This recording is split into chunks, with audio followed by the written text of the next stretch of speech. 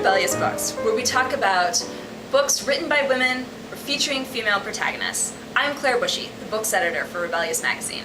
And I'm Kate Sykes, freelance fiction editor, and we're back in Chicago at the Red Lion Lincoln Square.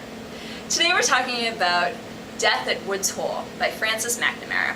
McNamara is a librarian at the University of Chicago, and her book was published locally by Allium Press. It's the fourth in a mystery series featuring a Victorian-era female sociology grad student, Emily Cabot. In it, Cabot leaves her usual hometown, Chicago, to head to Cape Cod, where she's participating in a marine biology research expedition.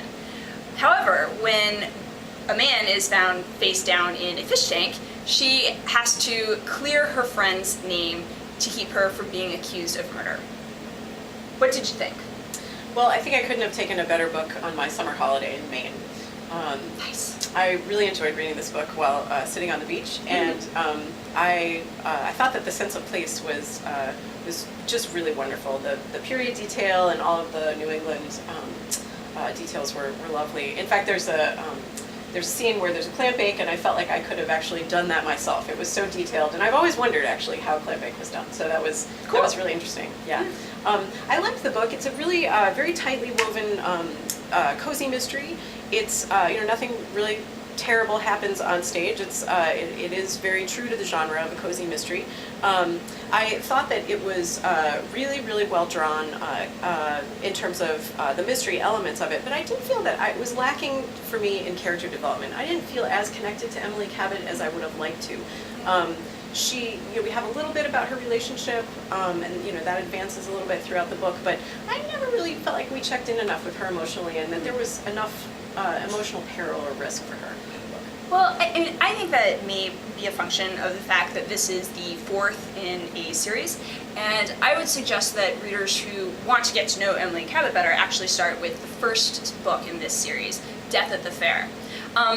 I too enjoyed the period detail a lot. In particular, I liked the cameo by Nellie Bly.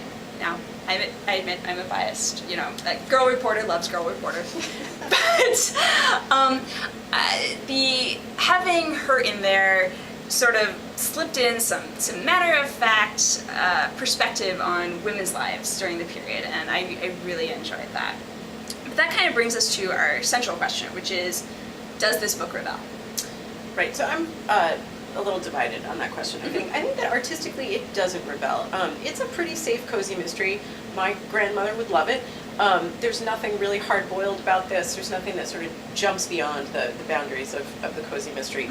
And if you love cozy mysteries, that's great. But does it rebel in that aspect? No, I don't think it does. I do, however, think that the depiction of women in the sciences at this time period is a bit of a rebellion, and I appreciated that aspect. So I'm divided on that question. I would echo what you were saying about the depiction of women in the sciences, because I would say this book rebels explicitly because it shows women as having fuller, less circumscribed lives than we are inclined to attribute to them in that time period. True, their academic careers were limited in how high they could rise, but they had academic careers, and that I think is something that we don't associate with Victorian women. So I was very pleased that the author brought me into that world. And there was a couple of scenes where they were collecting beasties on the beach, where they were required to hitch up their skirts, so they did show a little bit of ankle. Anyway, that sort of wraps it up for Rebellious Books. Next month we'll be talking about something new. And if you think that should be your book, check out rebelliousmagazine.com for submission guidelines and contact information. Until then, remember, you are what you read.